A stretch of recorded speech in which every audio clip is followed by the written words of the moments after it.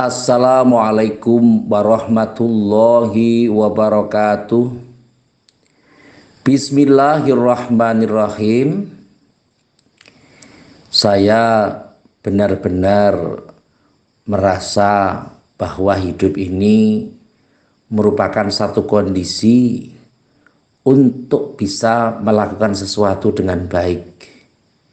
Tetapi mungkin juga sedikit atau bahkan lebih banyak dari apa yang saya sampaikan ini berbeda dengan panjenengan semua, karena setidaknya kalau orang ingin berbicara tentang husnul khotimah atau berakhir dengan baik, itu memerlukan satu proses yang panjang. Artinya apa? Ketika orang mengalami dimensi yang berbeda, ketika sehat, mereka mungkin lupa dengan Allah, atau ada juga yang walaupun sehat atau sakit ingat dengan Allah. Itu mungkin idealnya. Tetapi kadang kita ini mengkondisikan sesuatu sesuai dengan anggapan-anggapan kita. Jadi ada beberapa orang yang berpendapat bahwa kalau misalnya dia sudah alim betul, itu ketika dia marah maka Allah juga marah. Ketika dia senang maka Allah juga senang. Maka kadang-kadang golongan ini sering menjadi golongan yang takfiri. Takfiri itu suka mendiskreditkan orang, misalnya ini kafir, ini tidak taat, ini laknatullah alaih, dan seterusnya. Padahal secara kebijakan, kalau harusnya kita tidak boleh memvonis bahwa orang ini nanti jelek selamanya, atau bahkan sama sekali tidak punya adab, kemudian kalau sudah tua nanti tidak punya ilmu dan matinya su'ul khotimah, dan seterusnya. Persangkaan-persangkaan buruk ini tidak perlu terjadi, karena kita tidak tahu bagaimana nasib kita, bagaimana kedepannya seperti apa.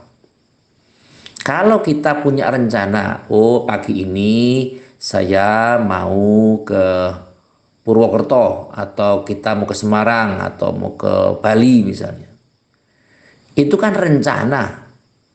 Tapi masalah jadi atau tidak, bisa berangkat atau tidak, itu semua adalah ketentuan Allah Subhanahu wa Ta'ala.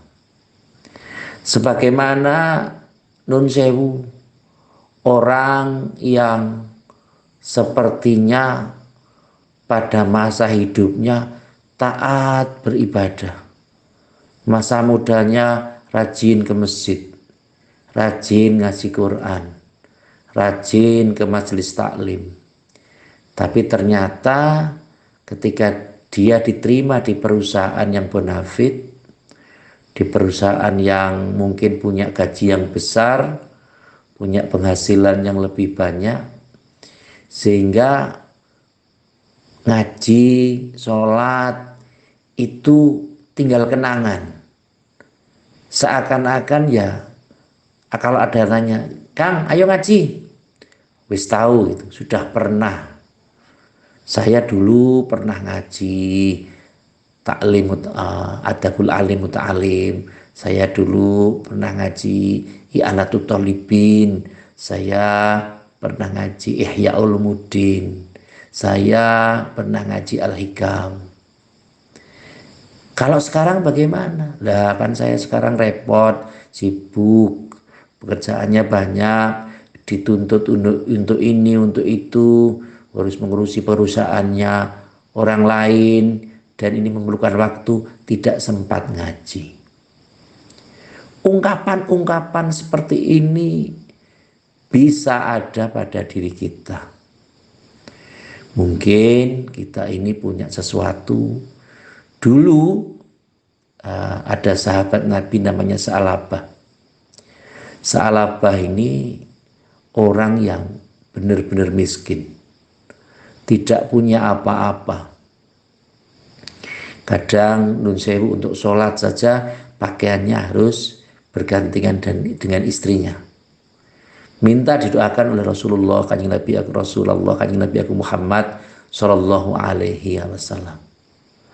Kanjeng Nabi aku Muhammad Sallallahu Alaihi Wasallam ini menyatakan pada Sa'labah, karena Sa'labah ini gelarnya Hamamatul Masjid, merpatinya masjid. Sehingga Sa'labah minta, wahai kanjeng Nabi, mbok saya didoakanlah supaya saya ini mempunyai ekonomi yang bagus, supaya tenang saya beribadah. Kalau ada kegiatan-kegiatan keagamaan, saya bisa mendukung, saya bisa beraktivitas panjang di masjid. Kanjeng Nabi sudah memperingatkan, Sa'labah, kamu sudahlah seperti ini saja, barangkali ini yang terbaik untukmu, karena kamu bisa beribadah. Yon dilalahnya kalau memang nasibnya sedang dalam kondisi yang dilulu oleh Allah Subhanahu wa taala, dia mendesak pada kanjeng Nabi, enggak kanjeng Nabi, pokoknya saya minta didoakan. Karena kanjeng Nabi sangat kasihan terhadap umatnya. Walaupun kanjeng Nabi sudah memberikan pesan seperti apa, tapi karena dia mendesak, maka kanjeng Nabi mendoakan. Akhirnya doa itu ijabah. Wong yang mendoakan kanjeng Nabi, ya tidak ada yang bisa menolaknya. Singkat cerita, dia diberikan kambing dengan kekayaan yang sangat banyak, sehingga dia tidak sempat ke masjid. Tadinya kalau pas waktu sholat 5 waktu, dia rajin ke masjid. Ternyata ketika hartanya atau kambingnya melimpah banyak sekali, bainal jibal wal jibal, di antara gunung dan gunung, gunung barat dan gunung timur, bisa dibayangkan kekayaannya seperti apa. Akhirnya dia lupa, bahkan ketika akan dipungut zakatnya, zakat mal ini, dia menyatakan, wah kalau begini caranya ya ini namanya pemerasan. Ketika dengan kondisi seperti itu, kanjeng Nabi Muhammad Sallallahu Alaihi Wasallam marah, dan Allah pun marah, sehingga sampai akhir hayatnya dia tidak diampuni oleh Allah Subhanahu wa taala dan meninggal dalam kondisi atau mati dalam kondisi su'ul khotimah. Harta itu memang ya baik, bagus, tapi kalau kita tidak mampu memanage, tidak mampu mengatur, dan kita diperbudak oleh harta, ya maka menjadi sesuatu yang menjadikan yang punya harta menjadi memiliki musibah yang besar. Karena musibah terbesarnya adalah yakhruju minad dunya bi ghairi iman, meninggalkan dunia ini tanpa membawa iman. Maka ini yang harus kita waspadai sama-sama. Kadang kalau kita sudah di kantor hari Jumat, kita punya pimpinan, mungkin di Jumat itu karena pekerjaannya, karena kita dekat atau dia dekat dengan pimpinannya, ayo dek kita tenis dulu, diajak tenis. Sudah ada azan, hayya 'alas shalah. Kemudian karena orang ini mungkin taat beribadah, tapi karena pemimpinnya atau pimpinannya mengatakan, coba 1 set lagi aja ya. Kalau kita ini mempunyai keimanan yang baik, pasti kita akan mengatakan, mohon maaf Bapak, kami sudah dipanggil Allah, ini hari Jumat, bagaimana kalau kita sholat Jumat dulu, Baru setelah itu nanti kita lanjutkan permainan atau maintenance-nya. Mungkin itu adalah cara-cara yang baik yang bisa dilaksanakan. Tetapi ketika kita menjadi anak buah yang takut dicopot jabatan kita, mungkin kita juga ketika pimpinannya mengatakan 1 set lagi ya dek, ya, mungkin akan mengatakan oh ya pak nggak apa-apa pak. Terus punya pemikiran nanti kan bisa sholat duhur, terlambat Jumatan nggak apa-apa, yang penting saya karirnya bagus, di mata pimpinan nggak ada celah, dan seterusnya dan seterusnya. Ini yang harus kita waspadai sama-sama. Dilalah kalau ada pas pemikiran seperti itu, terus kemudian malaikat Israel mencabut nyawa mereka, apa yang bisa dipertahankan dari itu semua? Tentu adalah sesuatu yang istilah bahasanya sesal dahulu adalah pendapatan, sesal kemudian tidak ada gunanya. Maka intinya adalah bahwa kita memang harus mengikhtiarkan untuk menjadi yang terbaik. Allah harus kita libatkan dalam setiap urusan kita.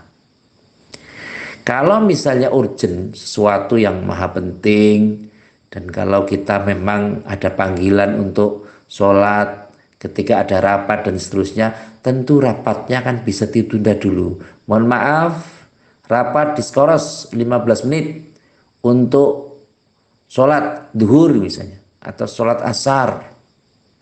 Setidaknya ketika kita membudayakan untuk mengingat Allah dalam segala kondisi, apapun posisi kita. Loh kalau misalnya kita pekerja bagaimana? Ya kita izin sama pemimpin kita, sama pimpinan kita. Mohon maaf Bapak, mohon izin, ini sudah azan dan waktunya kami sholat dulu, nanti dilanjutkan. Kalau ada toleransi ya, 10 menit lagi ya nggak apa-apa, ya nggak apa-apa kalau mau 10 menit lagi ada kesepakatan. Yang penting tidak melewatkan waktu. Jangan sampai zuhur dilakukan di waktu asar. Itu kan juga tidak baik. Nah sehingga tentu kita harus mengupayakan bagaimana mendisiplinkan diri untuk selalu ingat pada Allah Subhanahu wa taala. Kapan saja dan di mana saja. Dan tidak usah mengeluh ketika kita dalam kondisi yang kekurangan.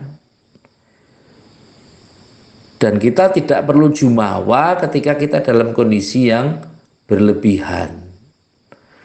Mungkin materi kita banyak, ya kita ingatlah teman-teman kita ingat saudara-saudara kita. Ya Allah, alhamdulillah ini saya dapat materi yang banyak. Mudah-mudahan kami bisa bersedekah, bisa sedekah. Karena apa? Karena harta yang kita sedekahkan itulah yang nanti akan bisa menolong kita. Ada sedikit cerita bahwa ketika orang yang meninggal dunia itu, kalau dia dalam kondisi meninggalnya kondisi tidak baik, maka dia akan menyatakan, kalau saya bisa bangkit dari kubur ini, saya bisa hidup lagi, maka saya akan bertobat kepada Allah. Saya akan beribadah kepada Allah. Saya akan bermunajat pada Allah. Itu orang-orang yang ditakdir tidak baik. Tetapi ketika orang itu ditakdir baik, maka ketika dia meninggal, tentu apabila dia mengkondisikan bisa hidup lagi, maka dia akan banyak-banyak bersedekah, akan mensedekahkan hartanya, supaya hartanya itu bisa menolong mereka. Inilah yang harus kita sikapi sama-sama. Semoga di bulan berkah ini, apa-apa yang kita lakukan bernilai ibadah di sisi Allah Subhanahu wa taala.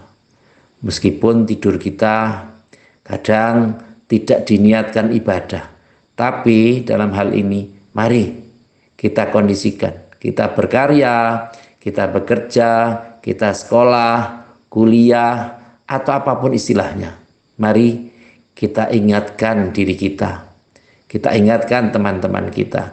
Jangan lupa Allah dibawa dalam kehidupan. Baik di kantor, di sekolah, ujian mau nyontoh. Wah, ingat Allah nih kalau mencontek gimana ya. Ya tidak usah nyontek lah. Tidak usah nyontoh. Karena apa? Percaya diri saja. Kalau kita sudah belajar, insya Allah pasti kita tahu akan soal-soalnya. Dan kehidupan juga demikian.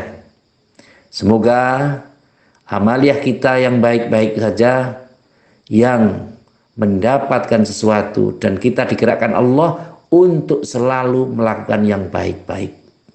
Dan terhindar dari sesuatu yang tidak baik. Amin, Allahumma amin. Yang terakhir seperti biasa, mari kita saling mendoakan. Semoga teman-teman kita, diri kita apabila ada kesulitan, semoga dimudahkan Allah Subhanahu wa taala. Ketika ada hal-hal yang membebani pikiran kita, perasaan kita, ada tanggungan-tanggungan yang belum selesai, semoga Allah menyelesaikannya. Amin, Allahumma amin. Terima kasih kepada semua pihak yang telah membantu terselenggaranya acara ini. Semoga amal baik panjenengan akan diganti, dibalas oleh Allah dengan sesuatu yang berlipat-lipat, dengan kebaikan-kebaikan yang berlipat-lipat. Amin, Allahumma amin. Sekali lagi terima kasih atas segala perhatian dan mohon maaf atas segala kekurangan. Saya akhiri, wallahul muwaffiq ila aqwamit thoriq. Wassalamualaikum warahmatullahi wabarakatuh.